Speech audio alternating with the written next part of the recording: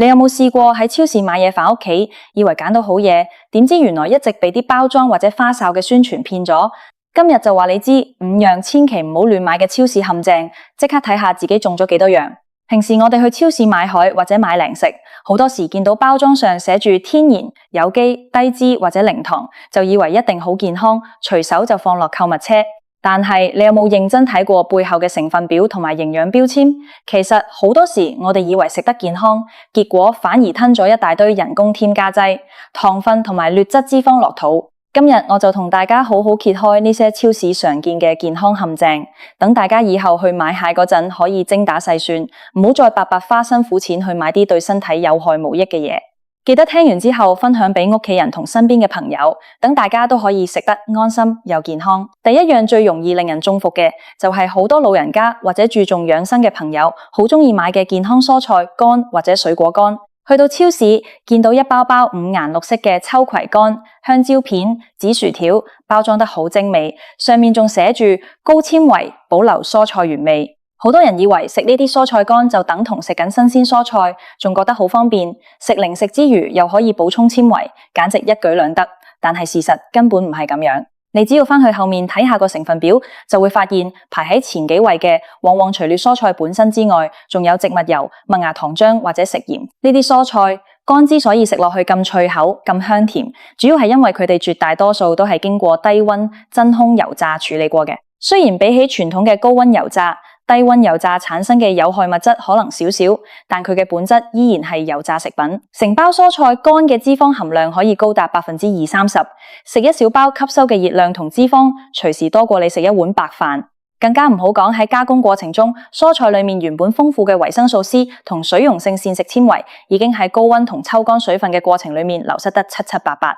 最後你食落肚嘅，其實只係裹滿咗油脂同鹽分嘅蔬菜渣。如果真係想補充膳食纖維同維生素，乖乖地去街市買新鮮嘅蔬菜煮嚟食，先係最明智嘅選擇。如果真係想食水果乾，就一定要揀嗰啲成分表上面寫住100%純水果，採用凍乾技術，而且無額外添加糖同油嘅產品，否則真係食越多越容易發病，甚至增加心血管嘅負擔。第二樣要提防嘅就係標榜高鈣、低脂或者高蛋白質嘅所謂調味牛奶或者乳酸菌飲料。去到乳製品區，冰櫃裏面琳琅滿目，有朱古力奶、草莓奶、高鈣低脂奶，仲有各種各樣宣傳可以腸道健康嘅乳酸菌飲品。好多家長好鍾意買呢啲俾小朋友飲，或者老人家買嚟補鈣。但係大家要分清楚，純牛奶同牛奶飲料完全係兩回事。純牛奶嘅成分表非常簡單，通常就只有鮮牛奶或者生牛乳3個字。但係如果你睇下嗰啲草莓奶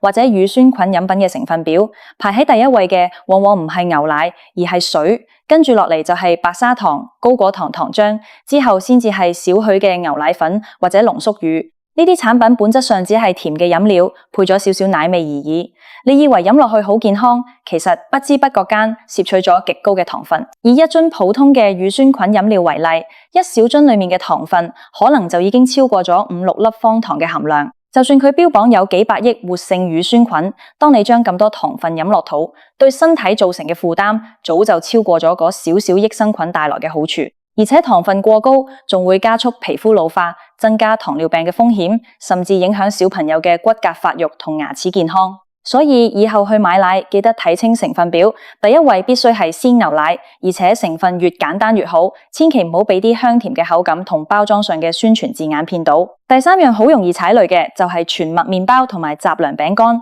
依家好多人講究飲食健康，知道精製澱粉食得多唔好，所以去超市買早餐或者零食嘅時候，都會特登揀全麥麵包或者雜糧餅乾，覺得高纖又低卡。但係你知唔知市場上好多所謂嘅全麥麵包其實係偽全麥，真正的全麥麵包應該係用全麥粉製作，裏面保留咗小麥嘅麩皮同胚芽，食落去口感會比較粗糙，甚至帶有少少天然嘅酸味同麥香。但係超市裏面好多賣得好爽口、好鬆軟嘅全麥麵包，你睇下成分表，排第一位嘅依然係小麥粉，即係我哋平時食嘅高筋麵包粉。而全麥粉嘅比例可能連10%都冇，甚至只係加咗少少焦糖色素，將麵包染成黑色，再喺表面撒少少麥麩做樣子。呢啲偽全麥麵包為了改善口感，仲會加入大量嘅植物油、人造奶油同白糖，熱量比起普通嘅白麵包至高不低。如果你以為食佢可以減肥或者控糖，咁就真係適得其反啦。買全麥麵包嘅時候，一定要睇成分表，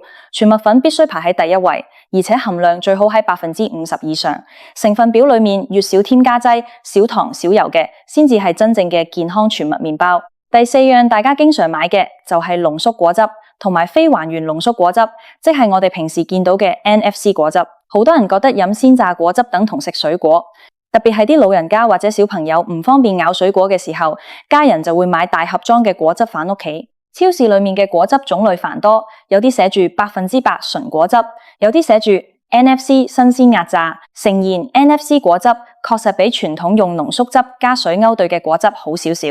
但係無論係邊種果汁都無法替代直接食新鮮水果。當水果被榨成汁嘅時候，最寶貴嘅膳食纖維基本上都被過濾走咗，剩下嘅主要係水分同埋游離糖。游離糖吸收速度非常快，你飲一杯果汁可能需要用到3-4個蘋果或者橙嘅份量。如果你直接食3-4個蘋果，你一定會覺得好飽，因為有膳食纖維充飢。但係飲一杯果汁，你幾秒鐘就飲完，完全冇飽腹感。但係3-4個水果嘅糖分已經瞬間進入咗你嘅血液，造成血糖急劇上升，增加胰島素嘅負擔。長期咁飲，好容易導致脂肪肝同埋胰島素抵抗。而且水果喺榨汁同加熱殺菌嘅過程中，維生素 C 同各類抗氧化物質都會大量流失。所以千祈唔好以為飲果汁係健康嘅習慣，想補充營養，最好的方法依然係直接咬新鮮水果，連埋纖維一齊食落肚，咁樣先至可以最完整咁吸收水果嘅營養成分。最後第5樣要特別小心嘅就係超市熟食區或者調味包裏面嘅預製醬料同埋加工肉類，